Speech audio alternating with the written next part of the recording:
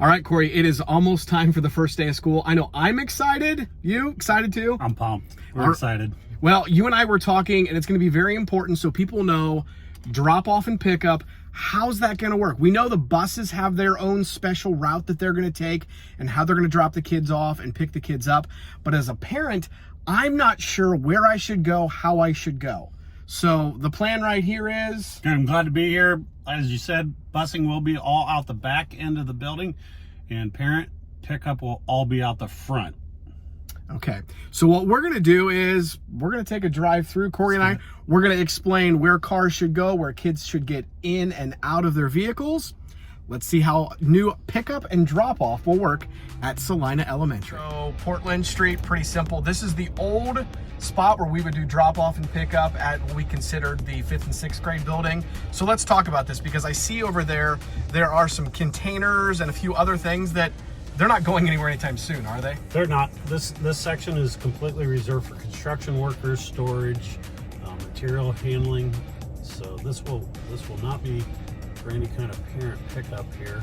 I know that will be tempting for a lot of parents that have done this for years, but a couple days I think you'll have the hang of it. It's a single line as you come off the road. As we take this turn, we're going to see an awful lot of items that most of us will not see. So I want to mention, car just pulling out there, that's not going to be the case next week. It's one-way only traffic. That's correct. That individual happened to be going the wrong way. You see a lot of containers of material handling here, trash handling here. Do we expect these containers to stay here? No, we do not. Okay, pick up, drop off next week. These containers should be gone for the most part. These vehicles that are parked that are working on construction, they will not be here. They will not. We're now pulling adjacent to the side of the old 5th, 6th building. This is one lane of traffic right here as we are passing past the old 5th and 6th. Of course, just off to our left, that is where the bus garage is. Of course, there's staff parking over there now, but this is all one lane. So as you come off Portland, if you're turning right, you're going to turn right, left. We're going to merge into one lane. So going to be important there, merging into one lane as we come down for the pickup. Now, as we get down here, Corey, I notice it's not a very narrow pass. So really, we've only got one lane of traffic that can get through there. Correct. And I guess if you just step back for a second and look at what the future use will be, most of the sidewalks, all of the sidewalks are here and they're permanent for next year. So they're already into play, minus all of our parking lot off to the left. So we're kind of existing in next year's environment, but next year's going to look a lot different with wider streets, double lanes of traffic. Let's talk about, let's be realistic. There's going to be some congestion right here as people are doing pickup and drop off. Yeah, I think you have to acknowledge that. Pickup traffic, it can be the most frustrating thing. You just got to keep at the heart of our soul that our students are most important here. You got to keep the frustration out of it. Be safe, look in front of you, keep your eyes out for your kids.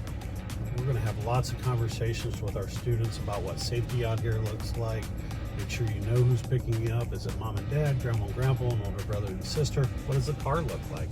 Jonathan, make sure they're ahead. We're going to have plenty, we should note, we're going to have plenty of staff out here, all staff on duty. Teachers will be bringing them out here.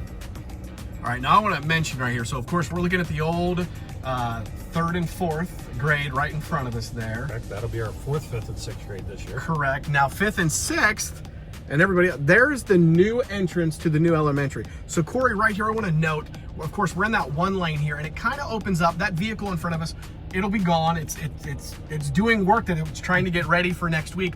So let's talk about when it gets a little bit wider here, we could have more than one lane of traffic, correct? Yeah, so those of you that are familiar with the old West School building and the traffic that we had through the loop lot, we had the double lane of traffic.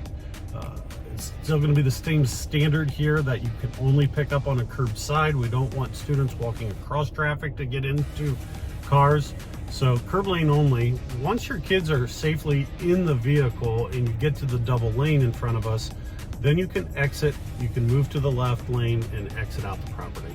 So simply put, right here, after my student is in the car, if I'm in the right lane, that's the appropriate time to move over into the left lane to exit out onto 29. Absolutely. Once your kids are safely in the car, head over to the left lane and exit the property. That vehicle won't be here next week, but again, if you're in that left lane, you should be moving.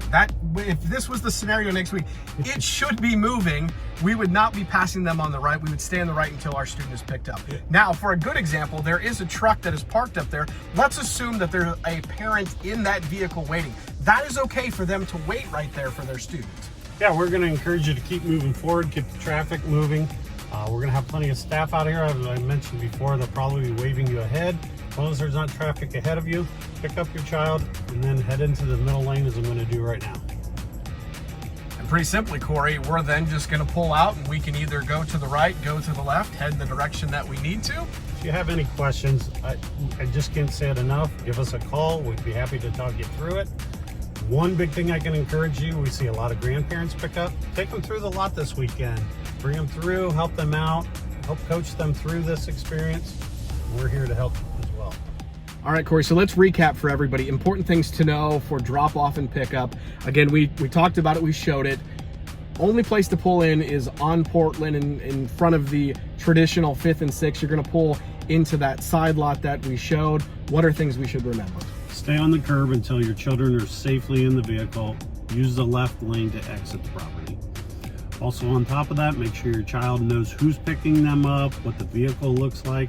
If there are siblings in the family, we're going to work hard to have location areas where they can join one another, enter in the car at one time. Please be patient and make sure you're looking in front of you at all times. Corey, I can't say it enough. I'm excited for the first day of school. Me too.